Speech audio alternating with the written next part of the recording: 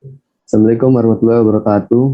Perkenalkan, kami dari kelompok 3 akan bahas bab 3 tentang kewirausahaan, bisnis baru, dan kepemilikan bisnis. Anggota kami ada 8, yaitu Sabina Fitri Ramadhani dari NPM 231, Alfa Istirjatullah dari NPM 232, Masyaila Laurensa Zuhri dari NPM 233, Firdaus Salsabila NPM 234, Zuhrotun Naima Ahmad NPM 235, Almira Yasmin Marsanda NPM 236, Noval Alif Rahman Aditya NPM 237, Omer Davi Zakaria Nurdin NPM 238.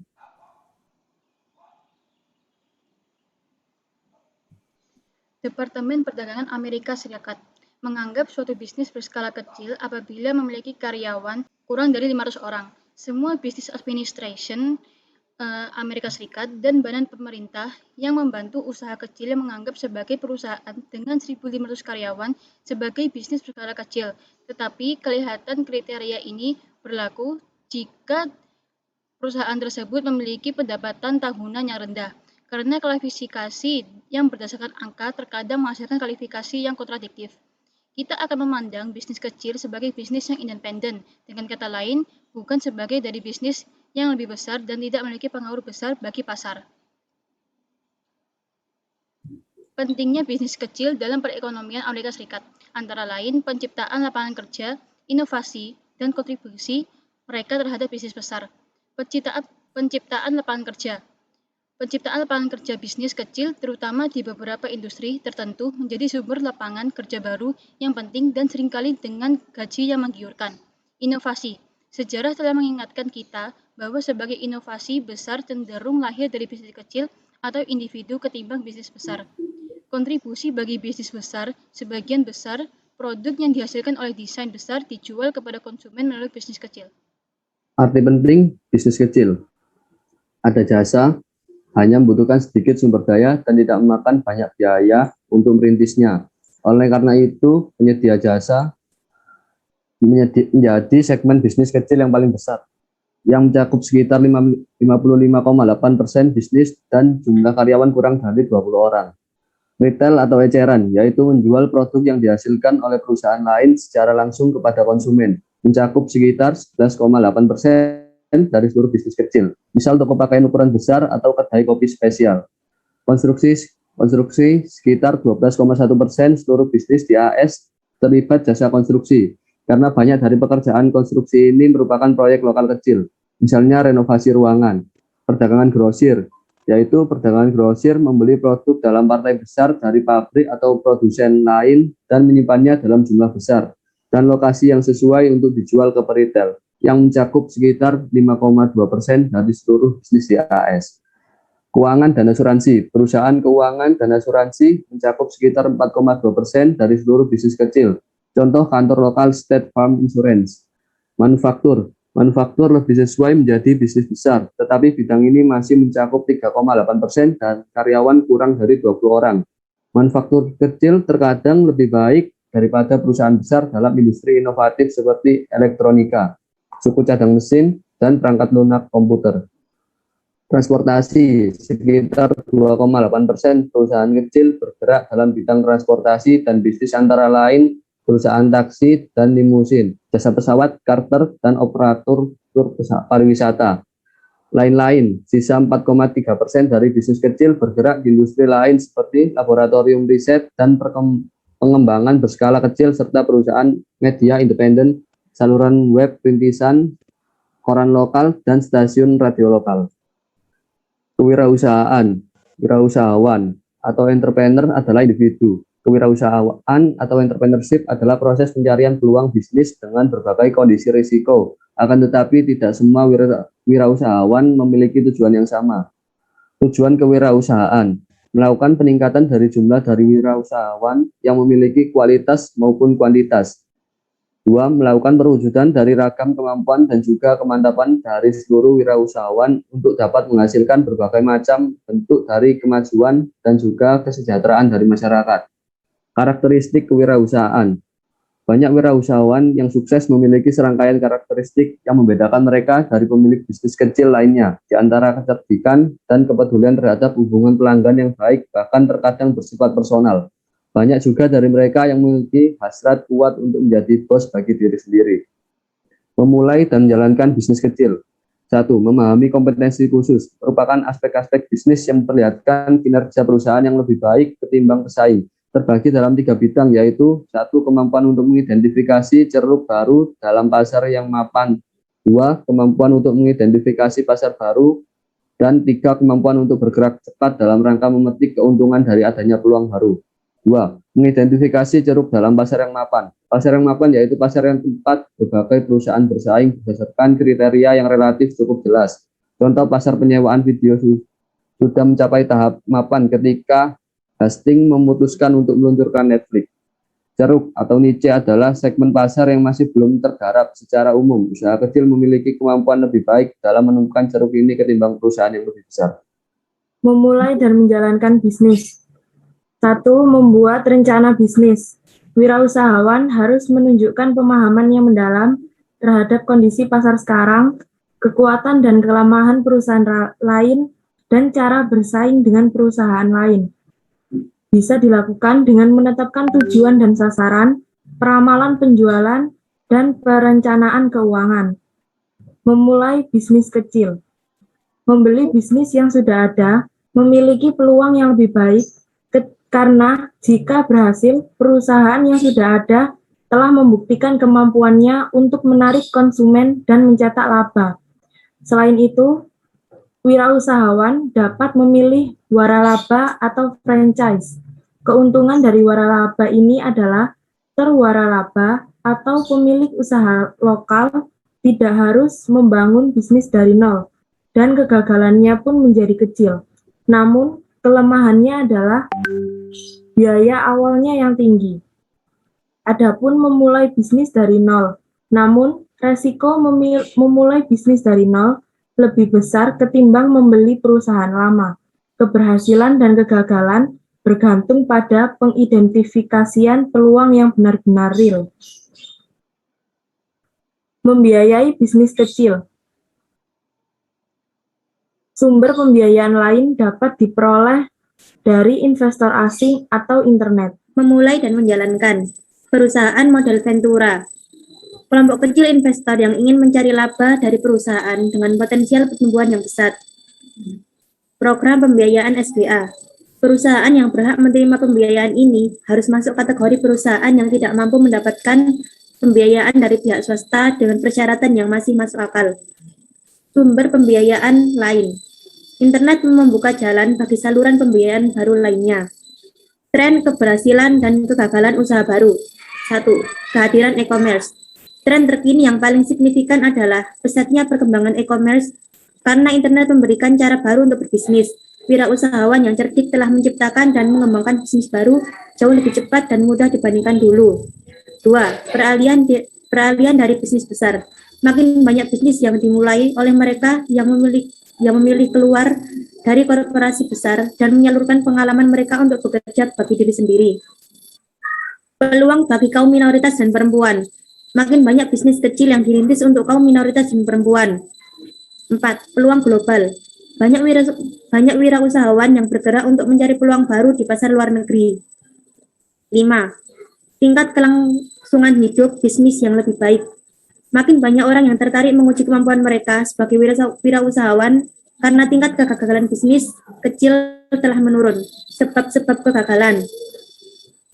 1. Pengelola tidak berkompeten atau tidak berpengalaman. 2. Kurang memberi perhatian. 3. Sistem pengendalian yang lemah. 4. Kurangnya modal. Sebab keberhasilan. Ada 4 faktor dasar yang biasanya dijadikan alasan keberhasilan. Yang pertama, kerja keras, dorongan, dan dedikasi. Yang kedua, permintaan pasar atas produk atau jasa yang disediakan. Yang ketiga, kompetensi manajerial. Yang terakhir, keberuntungan. Kepemilikan bisnis non-korporasi. Ada 3 bentuk kepemilikan bisnis. Yang pertama, usaha perseorangan. Usaha yang dimiliki dan biasanya dikelola atau dijalankan oleh satu orang saja yang bertanggung jawab. Adapun kelebihan dan kekurangannya. Kelebihan usaha perseorangan yaitu kebebasan karena memiliki bisnisnya sendiri. Pemilik usaha pun tidak bertanggung jawab kepada siapapun kecuali dirinya sendiri. Bisnis ini juga mudah didirikan. Kelemahan usaha perseorangan. Kelemahan yang utama adalah kewajiban yang tak terbatas, kurangnya kontinuitas, dan yang terakhir usaha perseorangan bergantung pada sumber daya satu orang. Yang keterbatasan manajerial dan keuangannya dapat menghambat bisnis itu sendiri. Yang kedua, persekutuan. Bisnis dengan dua pemilik atau lebih yang bersama-sama mengelola perusahaan. Bentuk usaha ini serupa dengan CV dan firma. Adapun kelebihan dan kekurangannya. Kelebihan persekutuan. Kelebihan yang paling mencolok dari persekutuan adalah kemampuan untuk tumbuh dan bertambahnya talenta baru dan dana segar. Kelemahan persekutuan seperti halnya usaha perseorangan. Kewajiban tak terbatas adalah kelemahan utamanya. Persekutuan juga tidak menikmati potensi kontinuitas sama seperti usaha perseorangan. Alternatif persekutuan umum. Hal ini untuk mengatasi berbagai persoalan terkait persekutuan, terutama dalam hal kewajiban tak terbatas. Sebagian sekutu mencoba kesepakatan kepemilikan alternatif, yaitu dengan membentuk persekutuan terbatas, yang beranggotakan para sekutu terbatas dan seorang sekutu umum atau pengelola. Sekutu terbatas nantinya akan menginvestasikan sejumlah dana, tetapi tanggung jawab atas utang hanya sebatas investasi yang ditanamkan, dan mereka tidak bisa berperan aktif dalam operasional perusahaan. Sedangkan sekutu umum bertugas untuk mengelola bisnis dan bertanggung jawab atas kelangsungan hidup dan pertumbuhan bisnis tersebut. Selanjutnya ada koperasi. Koperasi adalah bentuk kepemilikan di mana sekelompok usaha perseorangan dan persekutuan sepakat untuk bekerja sama demi kepentingan bersama. Manfaat koperasi ini yaitu memberikan kekuatan produksi dan kekuatan pemasaran yang lebih besar bagi anggota. Meskipun koperasi hanya merupakan segmen kecil dari perekonomian Amerika Serikat, tetapi peran mereka masih penting dalam bidang pertanian. Selanjutnya ada korporasi. Korporasi adalah bisnis yang secara hukum dianggap sebagai entitas yang terpisah dari pemilik dan bertanggung jawab atas utangnya sendiri. Dan juga kewajiban pemilik hanya sebatas pada investasi yang ditanamkan. Dan hampir seluruh bisnis besar menggunakan sistem kepemilikan ini. Dan korporasi telah berhasil menguasai bisnis global. Korporasi mempunyai kelebihan dan kelemahan. Kelebihan yang pertama adalah kewajiban terbatas, yang artinya tanggung jawab para investor atas utang perusahaan terbatas hanya pada investasi pribadi masing-masing perusahaan. Yang kedua ada kontinuitas. Suatu korporasi bisa berdiri hingga batas waktu yang tak terbatas. Dan yang terakhir adalah mampu menghimpun dana. Jika ingin menjual saham, korporasi bisa menambah jumlah investor dan jumlah dana yang tersedia. Selain itu, korporasi bisa membuat pihak-pihak pemberi pinjaman merasa terjamin untuk memberikan dana pinjaman. Selain itu juga ada kelemahan korporasi. Yang pertama adalah penawaran tender, yang kedua biaya pendirian, dan yang ketiga pajak ganda. Pajak ganda ini adalah salah satu kelemahan terbesar korporasi, karena selain harus membayar pajak penghasilan atas laba perusahaan, pemegang saham juga harus membayar pajak penghasilan atas pengembalian investasi mereka di korporasi. Selanjutnya ada jenis-jenis korporasi. Yang pertama ada korporasi tertutup, korporasi yang paling umum yang ada di AS. Sahamnya ini dimiliki hanya oleh segelintir orang dan tidak dijual ke publik. Dan biasanya korporasi yang berskala kecil termasuk dalam kategori ini. Selanjutnya ada saham korporasi terbuka, di mana sahamnya ini dimiliki oleh banyak investor dan dijual ke publik. Bisnis besar biasanya masuk ke dalam jenis korporasi yang ini. Selanjutnya ada S corporation yang merupakan campuran dari korporasi tertutup juga persekutuan. Perusahaan ini dikelola dan dijalankan seperti halnya korporasi, tetapi diperlakukan seperti persekutuan dalam hal pajak. Agar bisa masuk dalam kategori ini, perusahaan harus memenuhi persyaratan hukum yang ketat. Misalnya pemegang saham harus warga negara AS. Kemudian ada bentuk Limited Liability Corporation atau LLC. Di jenis korporasi ini, pemilik dikenai pajak seperti dalam persekutuan, masing-masing hanya membayar pajak perorangan. Akan tetapi mereka juga memperoleh manfaat kewajiban terbatas seperti halnya perseroan terbatas terbuka. Kemudian ada korporasi profesional, biasanya terdiri dari kumpulan dokter, pengacara, akuntan, atau kalangan profesional lainnya. Meskipun struktur korporasi melindungi mereka dari kewajiban keuangan tidak terbatas, para anggota tidak bebas dari kewajiban tak terbatas. Kelalaian profesional yang dilakukan seorang anggota menjadi tanggung jawabnya sendiri. Kemudian ada korporasi multinasional atau transnasional, di mana korporasi ini melintasi batas negara. Sahamnya bisa diperdagangkan antar negara dan manajer biasanya terdiri dari latar kewarganegaraan yang berbeda-beda. Selanjutnya ada mengelola korporasi, di mana dalam tata kelola perusahaan ditetapkan oleh anggaran rumah tangga perusahaan dan biasanya melibatkan 3 entitas yang berbeda, yaitu pertama ada pemegang saham, adalah pemilik suatu korporasi, investor yang membeli bagian kepemilikan perusahaan dalam bentuk saham. Korporasi biasanya menjual kepemilikannya dalam bentuk saham dan laba yang dibagikan kepada pemegang saham ini biasanya dalam berbentuk dividen. Manajer korporasi melaksanakan kerja sesuai keinginan pemegang saham. Kemudian ada namanya dewan direksi. Dewan direksi adalah dewan kelompok yang dipilih oleh pemegang saham untuk mengawasi manajemen korporasi. Dan yang terakhir ada pejabat korporasi, adalah manajer puncak yang dikerjakan oleh dewan direksi untuk menjalankan keseharian bisnis. Selanjutnya ada permasalahan khusus dalam kepemilikan korporasi. Yang pertama ada usaha patungan dan aliansi strategi. Dua organisasi atau lebih bekerja sama dalam satu proyek demi keuntungan bersama. Ketika mitra berbagi kepemilikan sebuah perusahaan baru, maka kerjasama ini disebut dengan usaha patungan atau joint venture. Kemudian ada skema kepemilikan saham karyawan atau Employee Stock Ownership Plan atau ESOP. Memungkinkan karyawan untuk memiliki bagian korporasi yang cukup signifikan melalui dana perwalian yang dibuat atas nama karyawan. Kemudian ada kepemilikan lembaga. Banyak investor individu tidak punya cukup saham untuk mempengaruhi manajemen korporasi. Namun belakangan ini makin banyak saham yang dibeli oleh investor lembaga.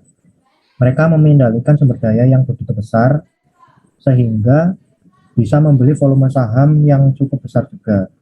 Kemudian ada merger, akuisisi, divestiture, dan spin-off. Merger sendiri adalah ketika dua perusahaan dengan skala yang sama besarnya membentuk satu perusahaan baru, bergabung menjadi satu untuk keuntungan bersama. Sementara itu untuk perbedaannya dengan akuisisi adalah ketika satu perusahaan dengan skala yang lebih besar mengambil alih satu korporasi dengan skala yang lebih kecil. Kemudian ada divestiture, di mana suatu korporasi memutuskan untuk menjual sebagian operasi bisnisnya atau memisahkannya menjadi satu perusahaan baru dan independen. Hal ini biasanya terjadi karena kinerja yang kurang memuaskan atau korporasi ingin fokus pada bisnis inti. Dan yang terakhir ada spin-off, di mana perusahaan menganggap suatu unit bisnis itu lebih bernilai jika terpisah dari perusahaan. Jadi salah satu unit bisnis mereka itu mereka jadikan independen sendiri agar bisa lebih menguntungkan bagi mereka. Oke, jadi dari semua penjelasan yang barusan dijelaskan, saya akan memaparkan ringkasan materi dari semua yang barusan dijelaskan itu. Jadi yang pertama ada arti penting dan jenis bisnis kecil. Jadi bisnis kecil dikelola secara mandiri serta pengaruhnya kecil terhadap pasar. Perannya penting bagi perekonomian karena yang pertama menciptakan lapangan kerja, yang kedua berinovasi, yang ketiga memberi kontribusi pada bisnis besar. Jadi jenis bisnis kecil yaitu ada jasa, retail, konstruksi. Banyak bisnis kecil bergerak di bidang jasa karena membutuhkan modal yang sedikit, dan sedikit bisnis kecil bergerak di bidang manufaktur karena membutuhkan modal yang banyak. Yang kedua yaitu arti wirausaha dan karakteristik dasar wirausaha. Jadi wirausahawan merupakan individu yang siap menghadapi resiko memiliki bisnis. Dua macam tipe wirausahawan. berdasar pada kemandirian dan berdasar dengan tujuan yang menjadi besar. Banyak wirausahawan yang sukses dari kecerdikan dan peduli pada pelanggan, menjadi pemimpin yang berpikir terbuka pada jejaring, rencana bisnis, dan konsensus terakhir menganggap resiko sebagai rintangan. Lantai 12. Yang ketiga, ada gambaran umum proses berbisnis. Jadi yang pertama, mengetahui potensi kompetensi saat membuat bisnis baru dan berunggul bergerak pertama. Yang kedua, merangkum strategi bisnis dan rencana bisnis. Yang ketiga, memutuskan memulai bisnis dari awal atau menggunakan yang telah tersedia.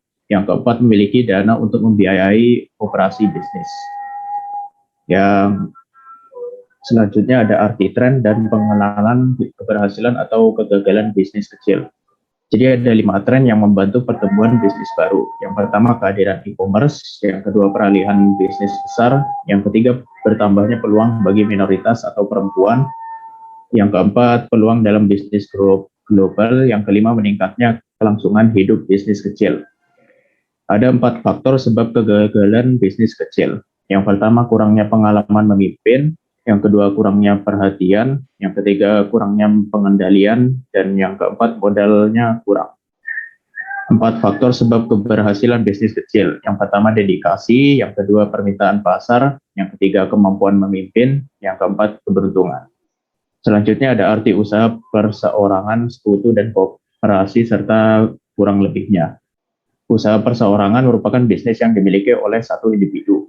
Kelebihannya yaitu satu orang yang memutuskan, mudah dikelola, dan adanya manfaat pajak berpotensi merugikan usaha. Kekurangannya yaitu beban kewajiban yang konstan, tidak adanya penerus, dan sangat bergantung pada sumber daya satu individu. Selanjutnya ada persekutuan umum, merupakan usaha individu yang dikelola bersama pemilik lain. Kelebihannya kemampuan tumbuh akan dana dan kemampuan dan pajak dikenakan perorangan. Kekurangannya yaitu beban kewajiban yang konstan, peralihan penerus yang rumit, keputusan harus bersama. Yang selanjutnya ada koperasi, merupakan kelompok usaha satu individu dengan persekutuan yang bekerja sama meningkatkan kekuatan produksi atau pemasaran. Dan yang terakhir adanya korporasi. Cirinya yaitu status hukum entitas yang terpisah, kewajiban dan hak milik rentang hidup yang tidak terbatas, dapat menuntut dan dituntut membeli, menyimpan, dan menjual hak milik, membuat atau menjual produk. Kelebihannya yaitu kewajibannya terbatas, adanya penerus, dan kelebihan menghimpun dana. Kelemahannya, korporasi dapat didiktatorkan, bertentangan keinginan para manajer, biaya pendirian yang tinggi, pajak ganda atas laba, dan bersifat terbuka atau tertutup. Korporasi menjual pemilik usaha saham pada investor yang menjadi pemegang saham. Laba didistribusikan antara pemegang saham terpisah, dan manajer melakukan pekerjaan di bawah keinginan investor. Sekian dari kelompok kami. Wassalamualaikum warahmatullahi wabarakatuh.